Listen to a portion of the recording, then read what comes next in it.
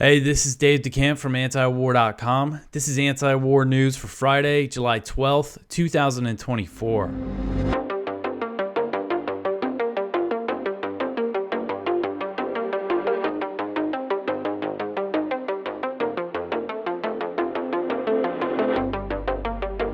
All right, the first story at the top of antiwar.com today. Netanyahu wants to keep the Gaza-Egypt border. So Israeli Prime Minister Benjamin Netanyahu demanded that any future deal with Hamas must allow Israel to maintain control of the Gaza-Egypt border known as the Philadelphia Corridor.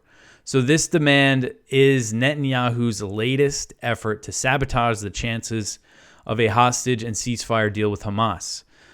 Axios reported on Thursday that before Netanyahu made this public demand, negotiators reached a compromise regarding the Philadelphia Corridor, the Gaza-Egypt border. Netanyahu had previously said in his last list of demands that any deal must not allow weapons to be smuggled into Gaza from Egypt. And according to Axios, Egypt just agreed to build an underground wall to seal tunnels going into Gaza. So they would actually dig something into the earth to prevent weapons from getting in. And guess who decided to pay for it? Who volunteered to pay for it? Of course, the United States. Apparently, this just happened in the negotiations. Egypt agreed to do that. The U.S. agreed to pay for it. And then now Netanyahu makes this new public demand, not behind closed doors, comes out and makes it publicly, that he wants Israel to control the border indefinitely. He said at a graduation ceremony for Israeli officers, quote, "We will not allow the smuggling of weapons to Hamas from Egypt, first and foremost through Israeli control of the Philadelphia Corridor and the Rafah crossing," end quote. And that would mean Israel controlling the Rafah crossing, the one border crossing that was not controlled by Israel before May 7th when they captured it. This would mean indefinite Israeli control of that. So, of course, this condition for Israel to control this goes against Hamas's demand and desire for an Israeli withdrawal from Gaza and a permanent ceasefire.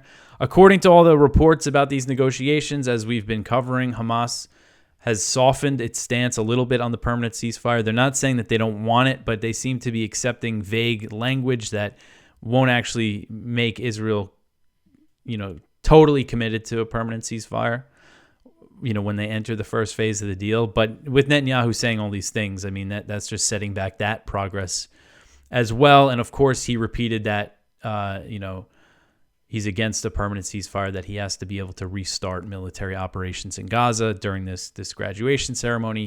He repeated all those demands as well.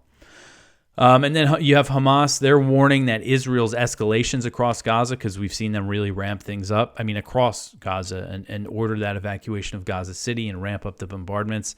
Hamas is saying that that's only going to, they're saying Israel's trying to put pressure on them by that, to put pressure on the negotiations. But they're saying this is just going to make us harden our stance, essentially. So over in Washington, you have Jake Sullivan, the national security advisor, talking about the hostage deal and essentially saying that they're a long way off.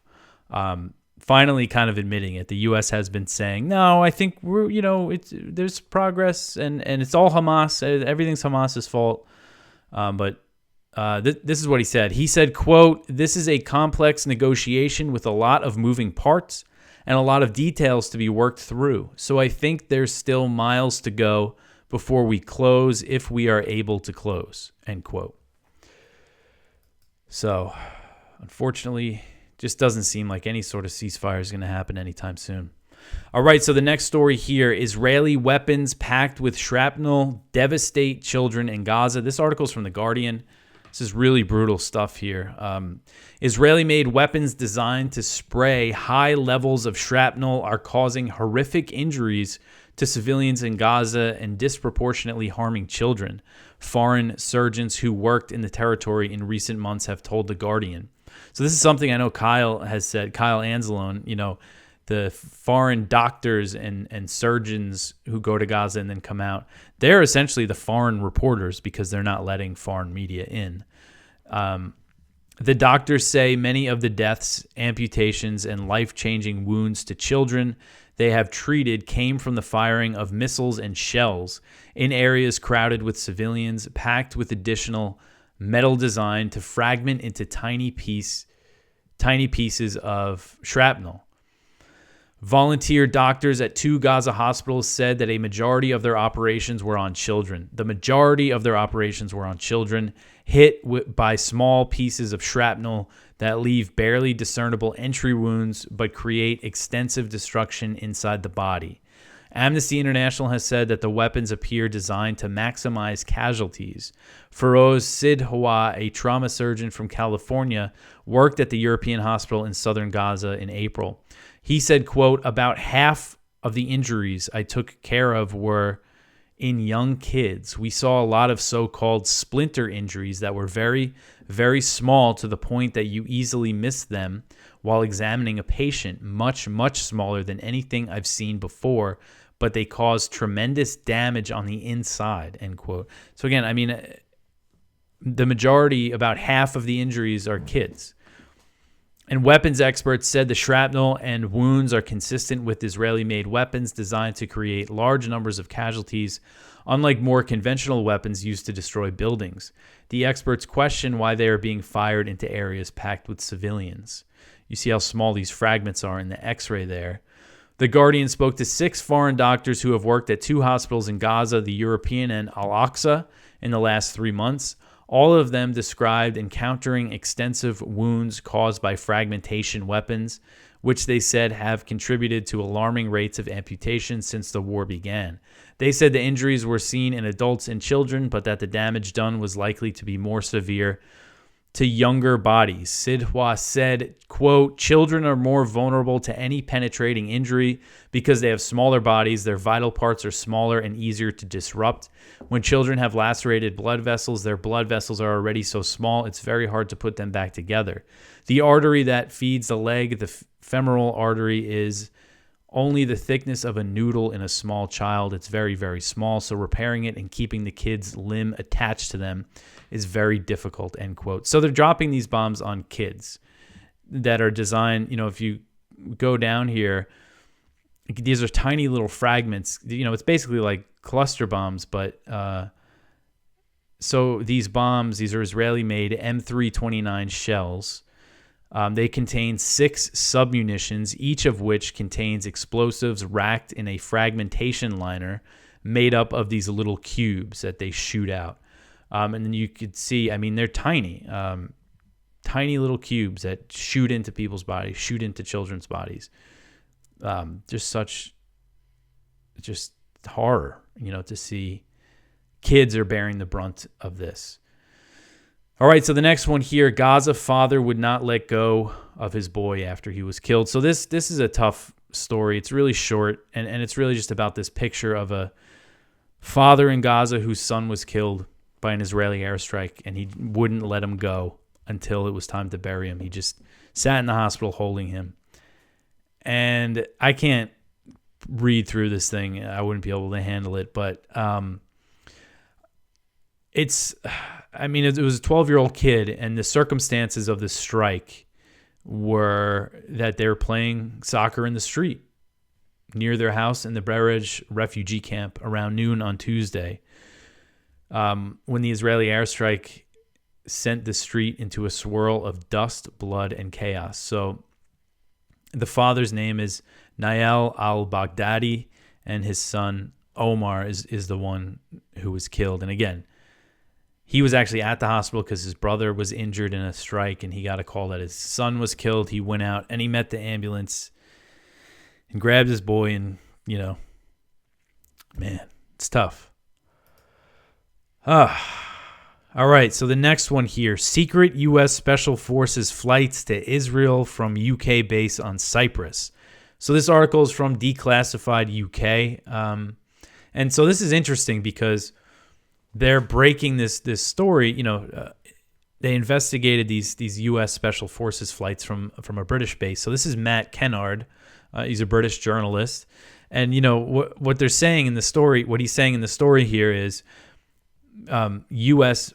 flights, U.S. military flights going to Israel from a UK base in Cyprus. Well, that means the British are complicit in war crimes because the Americans are flying stuff to Israel from there. So just think about that for a second. If you're an American, the implication there is that if the British are involved in war crimes for letting the Americans to fly, I mean, how involved is our military in war crimes?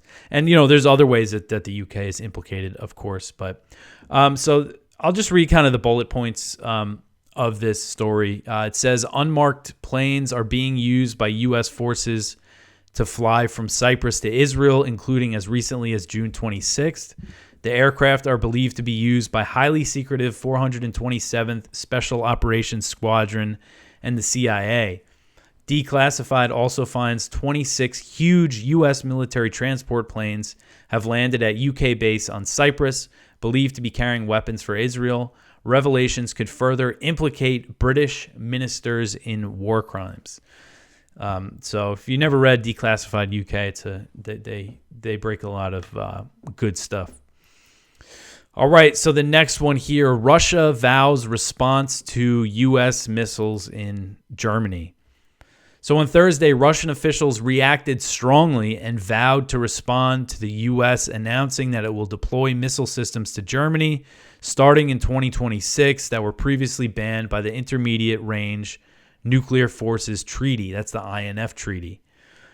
So Russian Foreign Minister Sergei Ryabkov, he said, quote, without nerves, without emotions, we will develop a military response, first of all, to this new game, end quote. He called the U.S. decision, quote, destructive to regional safety and strategic stability, end quote. So that's the deputy foreign minister. And we got quotes here from a lot of officials. And, the point here is that it seems like, based on from reading Russian media, following the NATO summit, this missile deployment to Germany is what has angered, kind of upset Russia more than anything. This is a very sensitive thing. You get into arms control and kind of the history of it. So Anatoly Antonov, he is the Russian ambassador in the U.S. He said the deployment could lead to confrontation. He said, quote, the Americans are increasing the risk of a missile arms race. Here, they forget that going the way of confrontation may set off an uncontrollable escalation amid the dangerous aggravation of tensions along the Russia-NATO track, end quote. So Valentina Matvienko, she's the Speaker of the Federation Council, which is Russia's upper house of parliament, warned of a strong response if the U.S. goes through with the deployment. She said, quote, I hope it will not happen because Russia's response will be harsh and adequate. This is simply unacceptable, end quote. So I went over a lot of the details about this yesterday. The U.S. is going to deploy Tomahawk missiles, which, they're typically used by U.S. Navy destroyers and submarines. And the land-based version of them would have been banned by the INF Treaty because they have about 1,000-mile range. Tomahawks are nuclear capable. As far as I understand it, they were kind of phased out of their nuclear role, but they are nuclear capable. And the U.S. also says that they're going to send developmental hypersonic weapons, which sounds like they haven't developed them yet. The U.S. doesn't really have any hypersonic missiles that it can deploy right now. So those could be nuclear. They leave open the possibility for this to be a nuclear deployment. So this is very concerning. And the U.S. does already have nuclear weapons in Germany. Those are B-61 gravity bombs, and they need to be, flown and dropped out of aircraft. So this is different if you have missile systems that can, you can launch a missile that could hit Russia. And I think the response might be is Russia deploying more missiles to Kaliningrad? Or are they going to try to deploy missiles to Cuba or Venezuela? Maybe. Again, they seem very unhappy about this. Hopefully some sense prevails and maybe this will force some arms control talks or something. It's just so reckless and unnecessary, but this is the name of the game now. Since Trump pulled out of the INF in 2019, and now you have Biden deploying the missiles. The deployment won't start until 2026. So there's some time there. Maybe if things change in 2025 related to the Ukraine proxy war, we will see. And another thing that they announced at the summit is the Aegis Ashore ballistic missile defense system that's in Poland. So that's another controversial thing because the U.S. started building them in Poland and Romania years ago. And Russia said that they violated the INF treaty because the launchers that they use, the Mark 41 vertical launchers, are the same launchers that they use on U.S. Navy destroyers, and they could fit the Tomahawk missile. The U.S. said, no, we're never going to put Tomahawks in them. Don't you worry about it, Russia.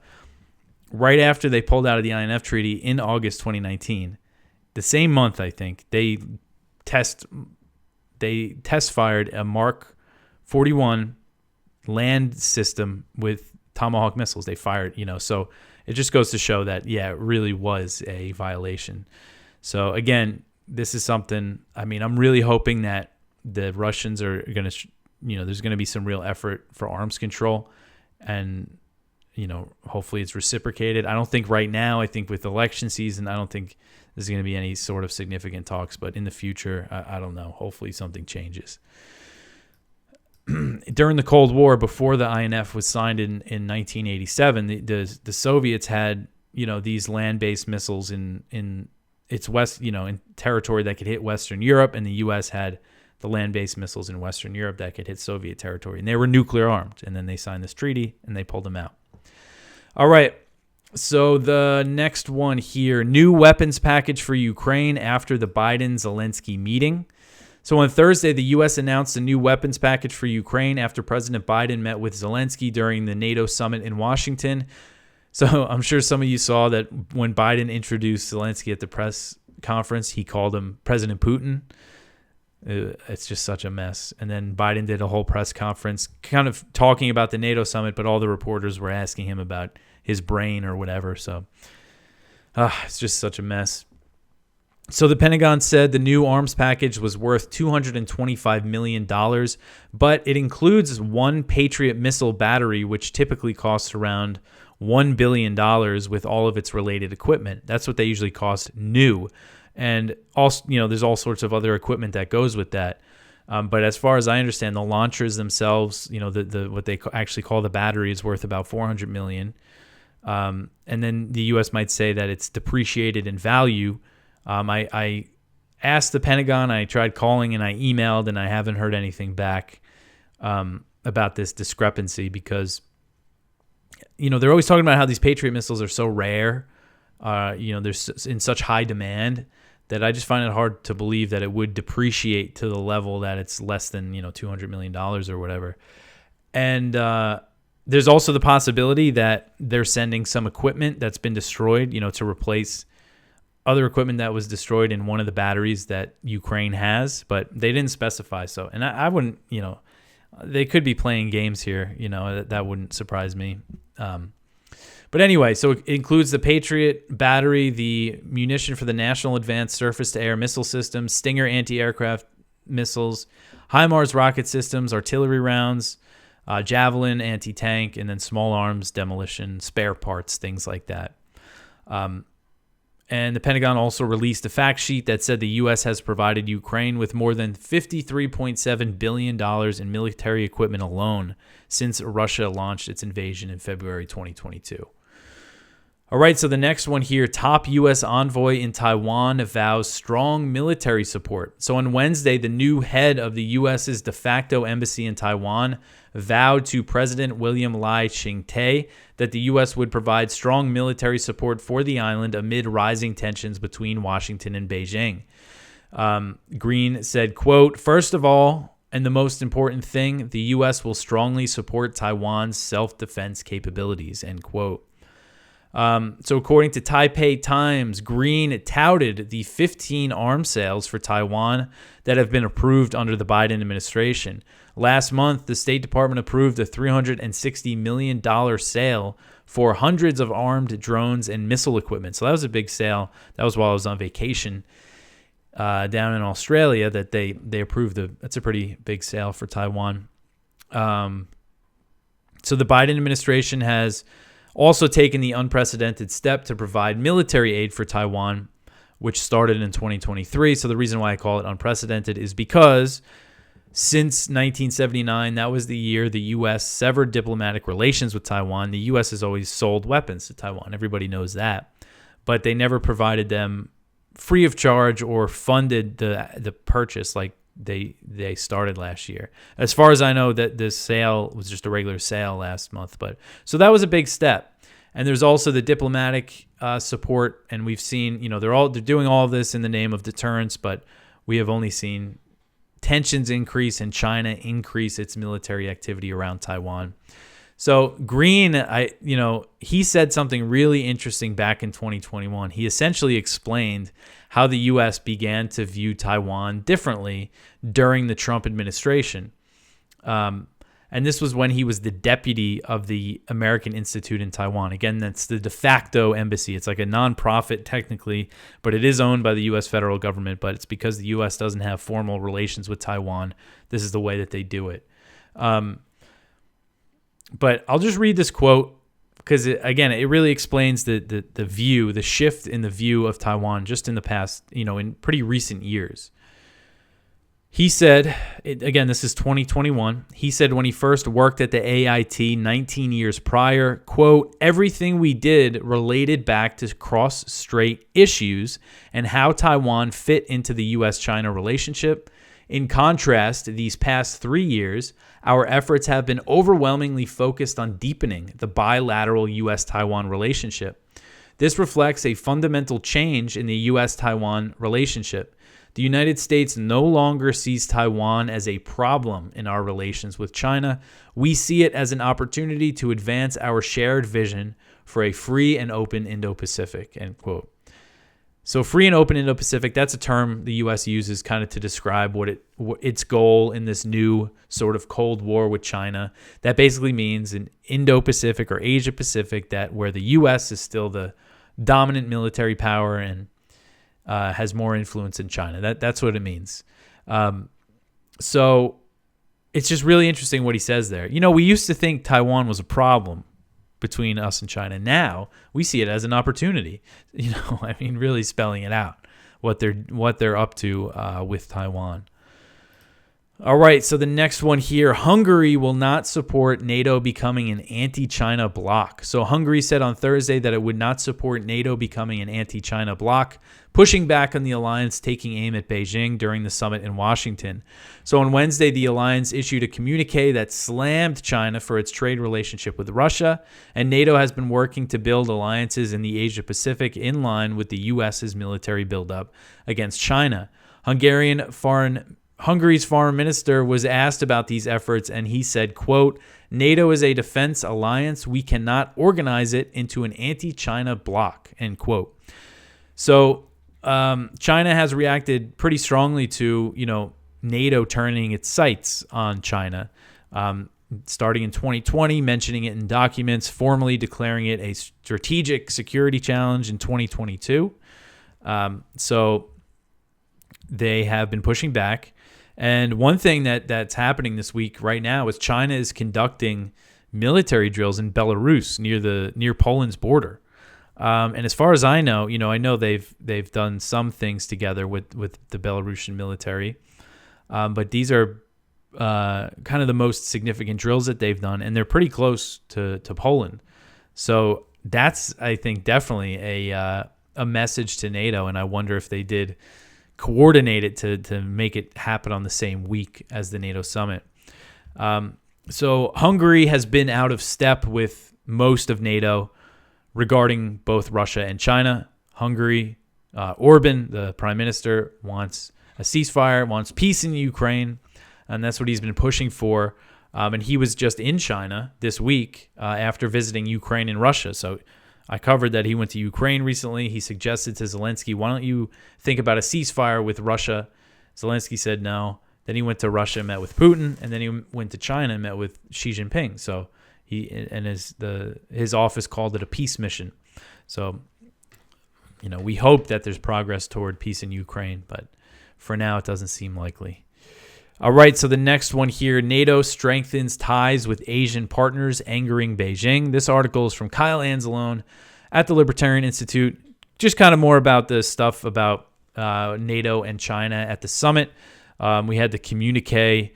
And so one thing that Kyle kind of gets into here is the fact that they're, increasing ties with some of these countries in that region. On Tuesday, Jake Sullivan announced that NATO and its Indo-Pacific partners, New Zealand, Japan, South Korea, and Australia, will launch 4 new joint projects. Those initiatives will cover Ukraine, artificial intelligence, disinformation, and cybersecurity.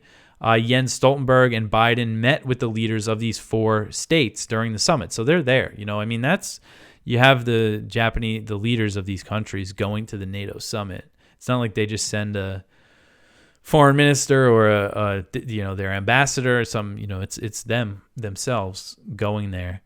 And Stoltenberg really went after China in some of his comments here. He said NATO, quote, will address our shared security challenges, including Russia's war against Ukraine, China's support for Russia's war economy, and the growing alignment of authoritarian powers. In response, we must work ever more closely together to preserve peace and protect the rules-based international order, end quote. I guess that's what got us Gaza, is the rules-based international order. So Beijing reacted sharply to the NATO statement. And they said, quote, NATO is hyping up China's responsibility on the Ukraine issue is unreasonable and it has sinister motives, end quote. I kind of butchered that quote, but you got it there. All right, so the last story here, visualizing how Israel keeps stealing Palestinian land. So this is from Al Jazeera. They have some graphs and charts here about the history of the conflict, but I just want to kind of focus on this stuff. This is a pretty not surprising, but this statistic, these figures really show you how much land has been stolen in the West Bank since October 7th. In 2024, Israel illegally seized 9.15 square miles of Palestinian land in the occupied West Bank amid its ongoing war on Gaza. That's more than the land it took over the past 20 years combined. Just in 2024, and they took some, post October 7th in 2023. Well, they were taking more before that, but I mean, this just goes to show how much it has increased. Because when Netanyahu, during the Trump administration, when Netanyahu was in back then, they were expanding settlements and demolishing homes at a very fast pace. So now it's like everything is even, ramped up more than that. So on July 2nd, Israeli authorities announced the largest single seizure in more than 30 years in the Jordan Valley. That was about 5 square miles. And again, this is Bezalel Smotrich. He's a settler himself who openly, for years, has called for the annexation of the West Bank, for the expulsion of Palestinians. So, of course, this is the result. And if you see the graph here, you see, from 98 to 2024, you see it really just illuminates how much land that they have stolen this year from Palestinians. It is quite a bit. And I don't see this stopping or slowing down. I mean, they see their moment here and they're just going, they're just going for it. All right, so that is it for the news for today. Please go check out our viewpoints. One from Chris Wright, NATO's endgame appears to be nuclear war. One from David Stockman, the folly of empire and the albatross of debt. One from Michael Bolden, Free and Independent, the Foreign Policy of Washington and Jefferson. One from Gregory Daddis, Stop Listening to David Petraeus. One from Joseph Solis Mullen, Washington Takes Another L in China Policy. So please go check all of that out. So that's it for the week. Actually, that's not it for the week because this Saturday, Anti-War News is going to release its very first interview with a guest. So that was recorded on Thursday, and it's a topic and a guest that I think you will all find very interesting, very important to me. So stay tuned for that.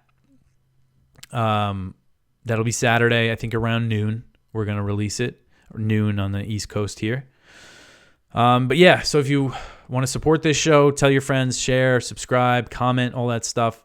if you listen, on the audio version, go over, subscribe to the YouTube. I'm trying to build up the YouTube numbers. It's been kind of stagnant. Most people listen on the podcast. I'm actually curious, too, if anybody who watches on Twitter makes it to the end. So if you're on Twitter or X right now watching this, let me know that you made it to the end.